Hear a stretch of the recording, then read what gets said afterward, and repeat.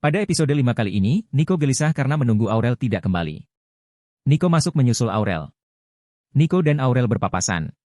Sekar mengetahui ada Nico, Sekar menghipnotis Aurel agar menampar Sekar. Aurel pun menampar Sekar. Nico kaget Aurel menampar Sekar. Aurel merasa melakukannya secara tidak sadar. Nico dan Aurel akhirnya pergi. Sementara di rumah sakit, Reno menemani Via. Via menangis karena ibunya dirawat di rumah sakit. Dokter datang dan mengatakan biaya operasi sekitar 50 juta. Menurut dokter, ibu Via mengidap kanker dan harus segera dioperasi. Via bingung hari mendapatkan uang dari mana. Via melihat seseorang lewat sendirian. Karena perlu uang banyak, Via beraksi mencopet lagi dan berhasil. Nico dan Aurel menuju mobil sambil marah-marahan. Cahaya mengetahui Nico dan Aurel marahan segera keluar dari mobil dan menanyakannya apakah sedang marahan. Ya, jawab Nico dan Aurel kompak. Nico dan Aurel akhirnya pura-pura baikan dan tidak terjadi apa-apa. Via yang berhasil nyopet melihat isi dompetnya ternyata banyak uangnya. Via teringat ucapan Reno, bagaimana kalau yang dicopet itu sangat membutuhkan uang tersebut? Bisa jadi uang tersebut juga sangat diperlukan oleh yang dicopet. Via semakin bingung. Akhirnya Via memutuskan untuk mengembalikan dompet tersebut. Orang tersebut mengucapkan terima kasih pada Via. Reno yang mengetahui dan melihat dari jauh Via mencopet dan mengembalikannya menghampiri Via. Reno bangga terhadap apa yang sudah dilakukan Via. Via menangis. Reno mencoba mengusap air mata Via yang menetes. Via pergi meninggalkan Reno. Aurel yang masih marah pada Nico berdiam di kamar. Nico masuk kamar tapi Aurel pura-pura tidur sambil menutup kepalanya dengan guling. Nico menyampaikan permintaan maaf pada Aurel. Tiba-tiba ada telepon di HP Nico. Setelah diangkat ternyata Sekar yang telepon. Sekar telepon mau minta maaf karena merasa tidak enak dengan Nico dan Aurel atas apa yang terjadi di sekolah tadi. Nico mengatakan sudah tidak apa-apa dan sudah baikan dengan Aurel. Bunda Larasati yang menaruh curiga pada Nico karena sedang telepon tetapi dengan bisik-bisik. Nico menjelaskan kalau hanya telepon biasa dari teman. Sementara itu, Doni dan Yogi merencanakan live streaming YouTube untuk konten horor. Doni meminta Yogi untuk memvideo dan memastikan sudah live YouTube. Yogi yang sempat mendengar suara horor sudah merasa takut. Namun Doni memaksa dan mengajak untuk tetap live. Reno dan Bunda Larasati menemani Cahaya mengerjakan tugasnya. Reno meminta bantuan Bunda agar dipinjami uang demi membantu temannya dan berjanji akan segera dikembalikan. Bunda Larasati minta maaf karena tidak dapat membantu. Aurel datang. Bunda menanyakan apa masih marah pada Nico. Reno dan Bunda meyakinkan Bunda bahwa Nico tidak mungkin berbuat seperti itu. Bunda menanyakan di mana Nico sekarang. Aurel semakin gelisah karena tidak ada di rumah. Aurel mengecek ke kamar. Kunci mobil ada di kamar.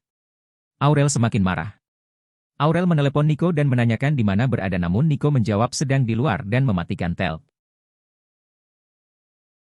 Reno terus memikirkan bagaimana bisa mendapatkan uang untuk biaya operasi ibunya Via. Reno terpikir untuk menjual motornya si Jagur. Reno teringat teman kampusnya, Doni yang dulu pernah menawar motornya. Reno menelpon Doni dan menawarkan motornya. Doni meminta dibahas besok karena sedang live YouTube. Doni meminta Reno agar menontonnya. Karena penasaran, Reno membuka laptop dan mencari channel YouTube-nya Doni. Reno merasa tidak asing dengan rumah yang dijadikan tempat live-nya malam ini. Reno yang penasaran terus memperhatikan tayangan live. Bahkan Aurel yang datang mengajak bicara pun diabaikan dan meminta agar Aurel pergi dulu karena Reno masih ada urusan. Doni mengajak Yogi masuk ke dalam rumah angker yang sudah lama ditinggal penghuninya. Masuk ke rumah Yogi semakin takut. Doni mengajak naik ke lantai 2. Di lantai 2, Yogi yang merekam melihat ada asap putih di belakang Doni. Reno mengingatkan Doni agar segera pergi. Karena ketakutan, Doni dan Yogi lari menjauh dan berhenti di atas tangga hingga kameranya terjatuh. Merasa kesal Doni mendorong Yogi hingga terjatuh dari tangga. Nahas, Yogi meninggal. Doni langsung lari keluar rumah.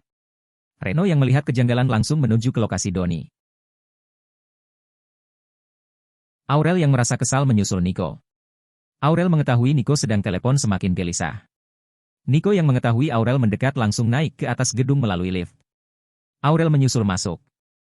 Sampai di atas, Aurel mencari di mana Nico berada. Aurel terkejut saat melihat ada hiasan bunga dan tulisan, kejutan untuk istri cantikku, Aurel. Mereka akhirnya berdamai. Nico mengajak Aurel dengan menutup mata Aurel. Reno menanyakan apa yang terjadi. Doni menjawab bahwa temannya Yogi meninggal karena diserang hantu di dalam rumah. Reno mengajak masuk Doni. Aurel dibawa Nico menuju meja makan yang romantis. Nico mohon maaf ke Aurel atas apa yang sudah terjadi. Di dalam rumah, Reno mengecek kondisi Yogi dan mendapati sudah meninggal. Reno meminta Doni agar dibawa keluar. Sementara Reno mengecek ke lantai 2. Reno diserang oleh asap putih dan membalasnya. Asap putih menghilang. Nico tidak mau kehilangan Aurel. Mereka pun akhirnya berdansa. Sekar Manik penasaran apa yang dilakukan Aurel dan Nico. Sekar pun melihat dari dalam baskom. Melihat Nico dan Aurel berdansa, Sekar merasa marah dan semakin benci pada Aurel. Nico merasa ada yang merhatikan. Nico mengeluarkan jurusnya ke langit dan membuat Sekar terpental. Sekar semakin marah pada Aurel. Ambulan yang sudah ditelepon Reno datang. Jenazahnya diangkat ambulan. Orang tua Yogi menangis dan kecewa pada Doni.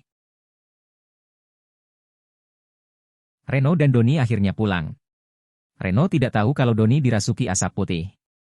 Nico dan Aurel dalam perjalanan pulang, tiba-tiba Nico mendengar sosok anak muda yang minta tolong. Ternyata arwahnya Yogi. Nico berpapasan dengan Reno dan Doni dan bercerita kalau mau mengantar temannya pulang karena temannya Doni meninggal. Nico meyakini kalau arwah tadi adalah temannya Doni. Reno sampai di depan rumah Doni. Doni bercerita merasa kehilangan temannya dan tidak ada yang bantu lagi. Reno menawarkan kalau Doni mau membeli motornya, Reno siap membantu Doni live streaming YouTube. Di dalam rumah, Doni mengecek tayangan live streamingnya. Ternyata banyak viewernya dan jumlah subscribernya meningkat. Doni berandai-andai kalau saat live ada korban lagi makan akan semakin banyak viewernya. Doni punya niatan jahat. Bagaimana kelanjutannya? Jangan lewatkan kelanjutannya.